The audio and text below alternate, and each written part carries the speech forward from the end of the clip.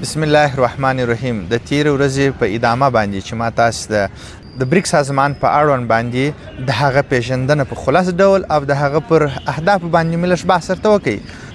نن غواړم چې د بریکس سازمان پر ځانګړتیاو باندې بحث سره وکړم. اصل کې بریکس سازمان کله چې ما تاسو په تیر وخت کې په تیر درس کې مالش بحث سره وکړي د بریکس سازمان اهداف د دې اهداف دا دي چې اقتصادي وده را مابینځته کړي، په خود کې پرمختګونه را مابینځته کړي. دغه بریکس سازمان دغه تجارتي سیاسي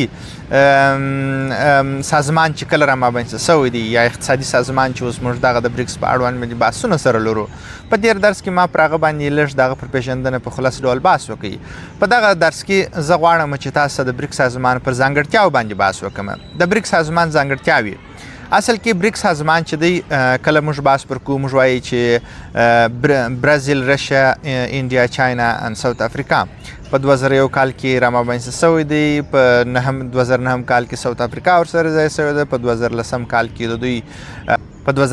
کې د دوی رسمي غونډې ترسره سوي دي. تقریبا تر اوسه پورې په 100 غونډې یا کنفرانسونه دایر کړي دي او همیشه د دوی اهداف دا دي چې څنګه په منطقه کې د ټکنالوژي، نن خو موږ بحث کړی دی چې د ټکنالوژي دنیا ده، دوی څنګه کولی شي چې دغه ټکنالوژیانې یو د بل سره شریک کړي او دغه پرمختګونه یو د بل سره شریک کړي. دا یې لومړی کار دی. بل دی هدف دا دی چې د دې سازمان بل هدف دا دی چې بلډینګ ریلیشنشپ مسله ده. دوی غواړي چې خود په خود کې ډیر ښه دوستي ولري او خود په خود کې هغه تجارتي خنډونه یا هغه تجارتي هغه باعث لکه مثلا مالیات یا نور مسایل چې باعث د دې کېږي چې د دې سازمان د پرمختګ خنډ ګرځي، هغه د منځ څخه یوسي.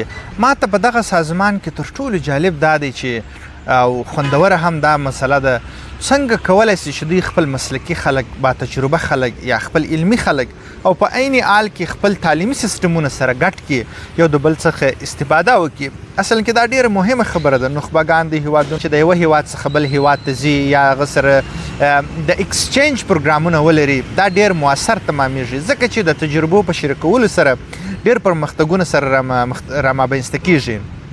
نو دغه هم یو د دوی د اهدافو څخه دی یا یو د کړنو څخه دی، هم دغه دی چې دوی څه کوي، دغه کار مخ ته بیایي. بله خبره په دغه کې د بریکس سازمانونو تر مابینځ دوی وایي د اپټیمم یوز اف ریسورسز. دوی په زیات اندازه باندې تر څو دوی وکولی سي هغه منابع چې په دا هیواد کې دوی په کار باندې ورسي یا په مصرف باندې ورسي یا هغه په څه شي وسي د هغه څخه تولیدات وکړي. دغه هم د دوی یو د اهدافو څخه دی چې دوی کوششونه کوي چې دا کار مخته بوزي. را به سم اوس به دغه سازمان پر ځانګړتیاو بحث درته وکړم چې د دې ځانګړتیاوې څه شي دي. موږ چې کله فیچرز یا کرکټرسټکس اف بریکس وایو، لومړی ځانګړتیا یې څه شي ده؟ ډیولپینګ اکنامي ګلوبلي. هدف دا دی چې دوی غواړي خپل اقتصاد د نړۍ په سطح یا د دنیا په سطح باندې پر مخ باندې بوزي، ترڅو نړیوال مارکیټونه خپل تر تاثیر لاندې راولي او خپل اجناس هلته په فروش باندې ورسي. دوهمه ځانګړتیا د اوپیک سازمان دا ده چې فرندلی ټریډ ریلیشنشپ. دوی غواړي چې خود په خود کې د تجارت وضع کې چې هغه په ډېره سوله ییزه فضا کې د فرندلی ریلیشنشپ څخه هدف دا دی چې خود په خود کې تجارت ته پرمختګ ورکړي، خود په خود کې هغه ټریډ بیریرز یا هغه خنډونه چې مانع د تجارت کې د نړیوال تجارت یا د صادرات او واردات کې هغه د منځ څخه یوسي، یو مثبت فضا مابین سره راوړي ترڅو د دې تجارت د اجناس او صادرات او واردات پر مخ باندې ولاړ شي. دا د دوی دوهمه ځانګړتیا ده، ترڅو یو ښه فضا مابین سره راوړي او خود په خود کې د تجارت ته وده ورکړي. درېیمه ځانګړتیا د اوپیک دا ده چې پیپل ټو پیپل ایکسچینج، یعنی دا معنا چې د اشخاصو تبادلات دي، د افرادو تبادلات دي. چې د برازیل خلک په روسیه کې کار کوي، د روسیې خلک په چاینا کې، د چاینا خلک په هند کې، داسې یو د بل په هیوادونو کې کارونه سره وکړي. که ضرورت پر اساس به د کې انجینران په کار هغه هلته ولاړ شي، که ډاکټران په کار هغه دلته راسي. دا پیپل ټو پیپل ایکسچینج دا معنا ده. څلورمه ځانګړتیا د اوپیکس پولیټیکل اند سکیورټي کورپوریشن دی، یعنی دا معنا چې سیاسي او امنیتي تهدیدونه که چیرې دوی ته وضع سي دوی باید یو د بل سره همکاره اوسي نو په څو دغه خنډونه یا دا ګواښونه د منځ څخه یوسي. پنځمه ځانګړتیا د اوپیک د سازمان واست لانډ ایریا یعنی په زیاته یعنی په غټه اندازه باندې د دوی جغرافیې پراخه دي یا غټه مځکه د دوی په لاس کې د 15 هیوادونو یا د جغرافیې د لحاظ څخه ډېر غټ دي نو په دې خاطر باندې دا د دوی بله ځانګړتیا ده. شپږمه ځانګړتیا د اوپیک د سازمان دا ده چې دوی تقریبا represent 3 billion population of the world 3 بیلیونه یا 3.3 بیلیونه نفوس د دنیا دوی جوړي. که چې ما تاسو ته مخکې اشاره وکړله ما که چیرې د دنیا نفوس 7 بیلیونه سو نو 3.3 بیلیونه هم دغه 15 هیوادونه تشکیلي. نو په دې خاطر باندې دا قوي هیوادونه دي د نفوس د جغرافیې او د اقتصاد د لحاظ څخه. د اوپیک سازمان ومه ځانګړتیا اکونومیک کارپوریشن دی، اقتصادي همکاري دی. هغه څنګه اقتصادي همکاري د دوی خود په مابینځ کې ترڅو یو سالم تجارت را مابینځ کې ترڅو سالم صادرات او واردات را مابینځ سي. نو دغه ځانګړتیاوې دي د اوپیک سازمان ډیر ځانګړتیاوې شته، ډیر مسایل شته او په دې سازمان د اوس بانک هم لري، ډیر شان شته. د دې لپاره که چیرې تاسو غواړئ دا سازمان په ډیر ژور ډول سره وڅېړئ د دې په اړه باندې ډیر مقالې ډیر لیکنې او ډیر خبرونه هر څه په انټرنیټ کې پیدا کیږي او تاسو کولی شئ چې دغه څخه استفاده وکړئ. زه غواړم چې لږ معلومات د بریکس د برازیل، روسیې، انډیا، چاینا او ساوث افریقا پر اړوند باندې صرف د دوی پر صادراتو باندې لږ رڼا درته واچوم چې ولې د دوی اقتصادونه قوي دي او د دوی د هیوادونو صادرات څه شي دي. لومړی راځم باز درته په روسیې باندې کوم چې روسیه څه شي و نور هیوادونو ته صادري. موږ وایو چې روسیه یو ډیولپ هیواد دی، یو پرمختللی هیواد دی، یو زبرځواک هیواد دی، ابرقدرت هیواد دی او په عین حال کې غټه جغرافیه تر لاس لاندې ده او نفوس هم ټوله باسواده دی. دوی څه شي و نور دنیا ته صادري؟ تیل، غاز، منرالز، ماشینري او سافټویر. دغه عمده شیان دي چې روسیه او نور هیوادونو ته صادري.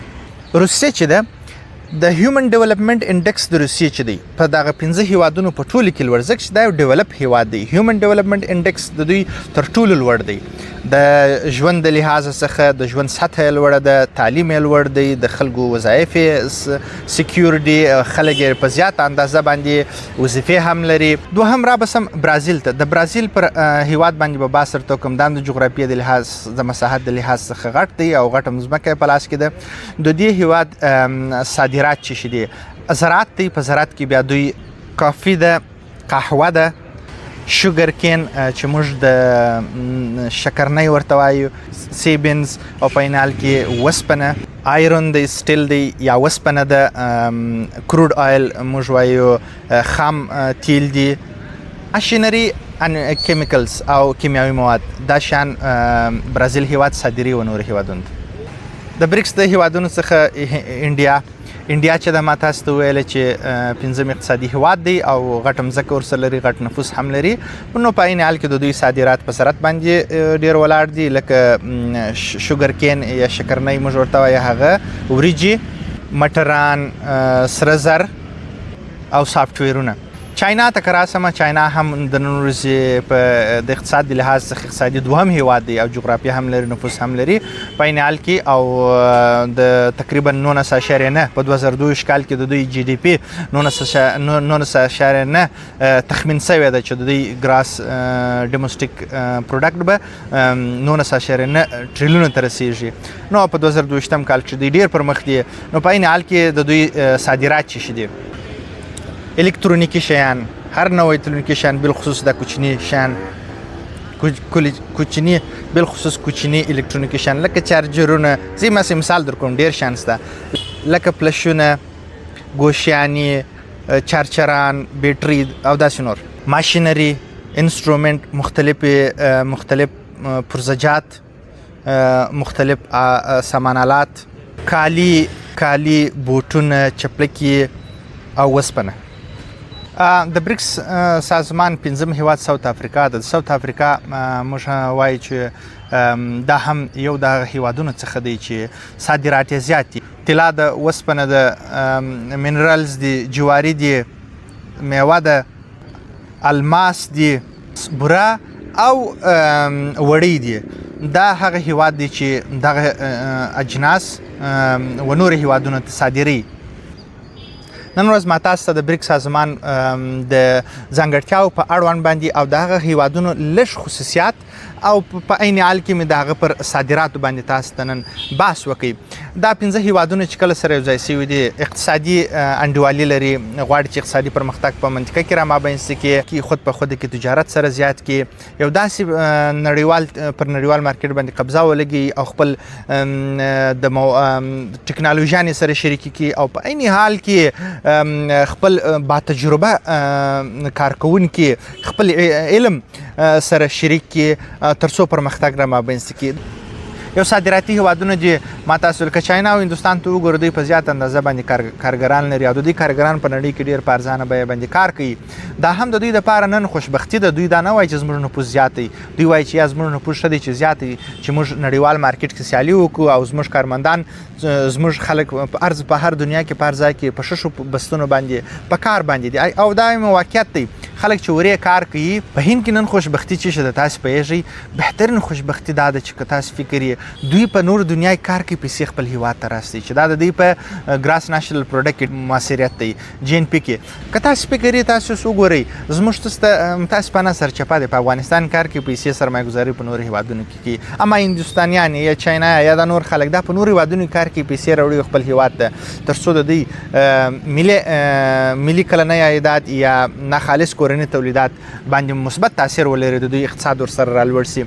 دا هغه شان دي چې نن ورځ ما تاسو ته په د بریکس پر هیوادونو باندې بحث درته وکړي. په بریکس هیوادونو کې ډېر مسایل شته، ډېرې خبرې شته، ډېر کتابونه شته، ډېر مقالې شته او ډېر شیان پر دې باندې پبلیش شوي دي. ما تاسو ته په خلاص ډول سره ما ستاسو ته دا سازمان در وپېژندئ. د دې سازمان انشاءالله که په آینده کې د دې پر کړنو او د دې پر دا یو بانک هم جوړ کړی، د دې پر بانک باندې هم بحث درته وکړم. په دعاو کې مې ډېره مننه. سلامت اوسئ.